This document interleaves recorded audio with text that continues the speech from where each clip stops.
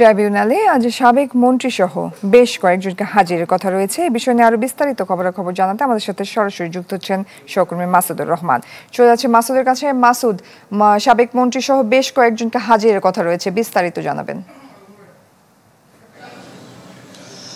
ঠিক ১ বছর আগে জুলাই আগস্ট জুড়ে যে গণহত্যা হয়েছিল, সারা দেশে যে হত্যাযজ্ঞ হয়েছিল, সেটির বিষয়ে যে সবচেয়ে বড় যে মামলাটি, সেটি সাবেক ৯ জন মন্ত্রী, ৩ জন প্রতিমন্ত্রী, ২ জন উপদেষ্টা এবং বিচারপতি সহ মোট ৪০ জনকে আজকে ট্রাইব্যুনালে হাজির করার কথা রয়েছে।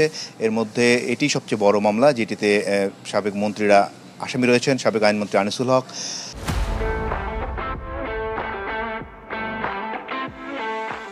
সাবেক সালমান এফ রহমান, সাবেক বেসরকারি উপদেষ্টা, এবং জুনায়েদ আহমেদ পলক, শাহজাহান খান থেকে শুরু করে সবাইকে আজকে হাজির করা হবে। তো এই মামলাটিতে আমরা যেটি খবর নিয়ে জেনেছি যে প্রসিকিউশনের পক্ষ থেকে তারা একটি সময় আবেদন করবেন।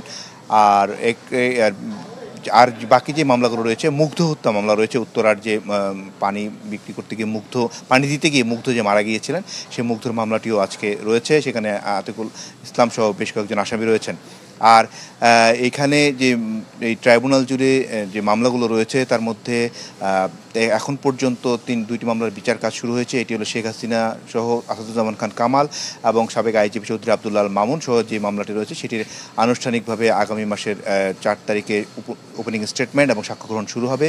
এবং চাঙ্খারপুলের আরেকটি মামলা, যেটি সাবেক ডিএমপি কমিশনার, যিনি প্রধান আসামি হাবিবুর রহমান, সেটিও সাক্ষ্য গ্রহণ শুরু হবে। তবে এই মাসের মধ্যে আরও 10 দিন রয়েছে, সেখানে আরও কয়েকটি মামলার চার্জশিট আনুষ্ঠানিকভাবে দাখিল করা হবে বলে প্রসিকিউশন থেকে জানানো হয়েছে।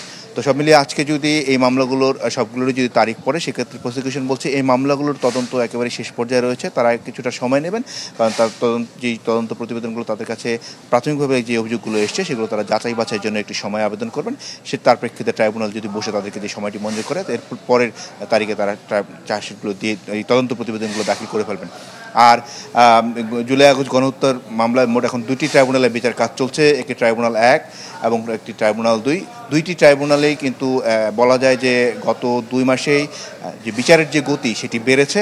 এবং আমরা যতটুকু জানতে পেরেছি যে আগামী 2 থেকে 3 মাসের মধ্যে কমপক্ষে 3 থেকে 4টি মামলার আনুষ্ঠানিকভাবে সাক্ষ্য গ্রহণ শেষ হয়ে রায়ের পর্যায়ে চলে যাবে। জয় মাসুদ, ধন্যবাদ আপনাকে। দর্শক, সাবেক মন্ত্রী সহ বেশ কয়েকজনকে ট্রাইব্যুনালে হাজিরের কথা রয়েছে, বিস্তারিত জানাচ্ছিলেন সহকর্মী মাসুদুর রহমান।